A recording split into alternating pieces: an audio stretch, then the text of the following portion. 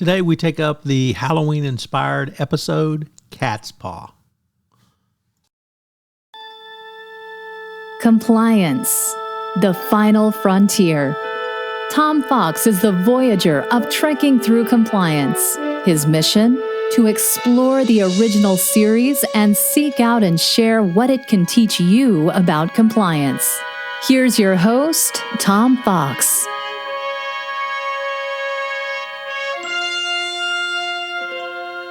Trekking Through Compliance, Episode 36, Catspaw. In this episode of Trekking Through Compliance, we consider the episode Catspaw, which aired on October 27th, 1967, and occurred on Stardate 3018.2. Story synopsis. Strange things happen to a landing party consisting of Jackson, Sulu, and Scotty when they beam down to planet Pyrus 7. Sulu and Scott disappear, then Jackson returns to the Enterprise and promptly dies without a readily apparent cause. A strange voice coming from Jackson's mouth then tells Kirk that there is a curse on the Enterprise, which they must leave or the crew will all die. When Kirk, Spock, and McCoy beam down to investigate, leaving DeSalle in command and Chekov as his sidekick, they are enveloped in fog. They also detect multiple life readings, despite the fact that the Enterprise's sensors detect only the landing party. The landing party subsequently encounters three witches in a medieval castle, and upon entering the castle, they are all confronted by a black cat. While exploring the cobweb-draped interior, they fall through a hole in the floor which opens up beneath them and then suddenly find themselves in irons in the castle's dungeon. Sulu, Scott, and now both zombies, release the prisoners and begin leading them away. When Kirk attempts to overpower them, they all materialize in front of the robe Korob and his precious black cat, who he appears to consult for advice. Spock questions Korob as to why previous surveys have not detected life on the planet, and Korob admits that he is not native to the planet. Korob makes a meal magically appear, but Kirk, Spock, and McCoy profess not to be hungry.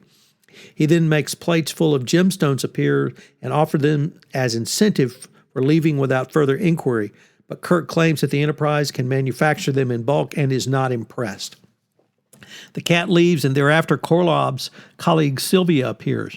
However, around her neck is the same diamond pendant that had been worn by the cat. Kirk overpowers the zombie Scott, takes his phaser, and demands that Sulu and Scott be released and that their weapons and communicators be returned. Sylvia responds by waving a model of the Enterprise over a candle. The real Enterprise experiences extreme heat and narrowly avoids burning up when Kirk removes the model and offers to cooperate. To prevent interference from the Enterprise, the model is encased in glass surrounding the actual Enterprise in a force field from which it cannot break free. Kirk and Spock are chained in the dungeon, and McCoy is added to the collection of zombies. Sylvia, meanwhile, is enjoying the sensual pleasures of her new existence and mocks Korob for being afraid to use his power when he complains that she is abusing the specimens. Kirk pretends to fall in love with Sylvia in order to pump her for information, and she responds by changing to a number of different attractive forms of females. Kirk learns that Korob and Sylvia have been sent to study the galaxy using a device called the transmuter. However, Sylvia discovers by probing his mind that Kirk is manipulating her and becomes angry. Meanwhile, the Enterprise is breaking free through the efforts of DeSalle.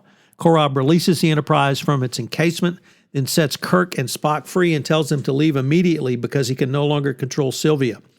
Sylvia changes to a giant black cat and attacks Korob and attempts to kill Kirk and Spock. Kirk grabs Korob's scepter, which he suspects is the mysterious transmuter. After fending off attacks from Kirk, Scott, and Sulu, Kirk tells Sylvia that he has the scepter. Sylvia tries to finagle it away from him, but he breaks the scepter in front of Sylvia. The castle vanishes, and Sylvia and Korob appear as bizarre blue and yellow puppet-like alien beings, which is their true form. Unable to survive in this galaxy without the transmuter, they shrivel up and melt away, and Sulu and Scott are returned to normal. So, what's the fun fact for this episode? Although this was the first episode of TOS Season 2 in production, meaning it was filmed in early May 1967, it did not premiere until the week of Halloween 1967. In fact, it was written in a Halloween-type theme just for that reason. The episode also remains to date the only Star Trek production produced as a holiday special type of episode. This episode gives us a good opportunity to look at narcissus and narcissism. This comes from Clive Blanston in a comment on Mission Log. And he believes that the portrait of Sylvia was exactly the profile of a narcissist. Number 1, grandiose sense of self-importance. Number 2, preoccupied with fantasies of unlimited success, power, brilliance, beauty, and ideal love. 3, believes they are special and unique and can only be understood or should associate with other special or high-status people. 4, require excessive admiration. 5, have a sense of entitlement. 6, are interpersonally exploitive. 7, lack empathy, is unwilling or unable to recognize feelings or needs of others. 8, is often envious of others or believes that others around them would be envious of them. 9, shows arrogance, haughty behaviors or attitudes. I cite that because narcissists certainly exist in the corporate world, and they can be one of your biggest ethics and compliance problems in an organization, leading to FCPA violations. So think about that. Think about that in the context of you have any employees with those reputations, and see what you can do to remediate and or put controls around them. So what are the 3 key takeaways from this? Well, the first one, I would like you to think about the ego of Sylvia and really the narcissism. And think about that in terms of Jonathan Marks and his fraud pentagon. Marks took the original 3 elements of the fraud pentagon, pressure, rationalization, and opportunity, and added 2, arrogance and competence. And here I'd like you to think about arrogance. If you listen to the recent HBR podcast with Eugene Soltis, who has interviewed numerous fraudsters in prison, he indicated one of the key reasons for fraud is indeed arrogance.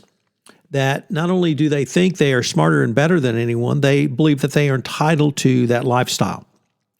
So look to arrogance as a potential indicia of fraud when the other elements appear.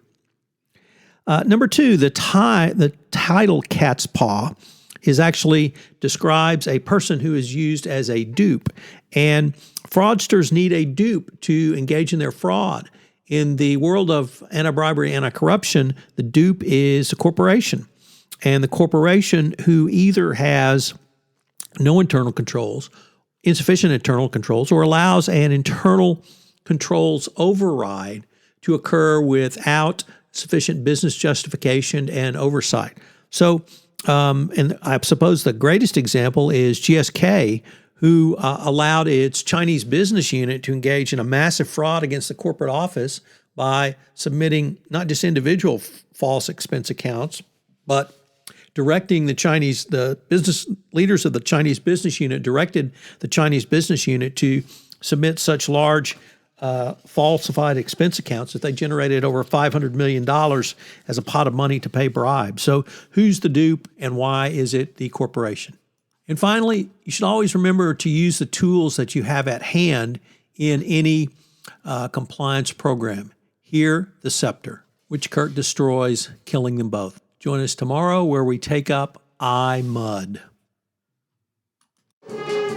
If you enjoyed this episode of Trekking Through Compliance, you can help it grow by sharing it with the biggest Trek fan you know.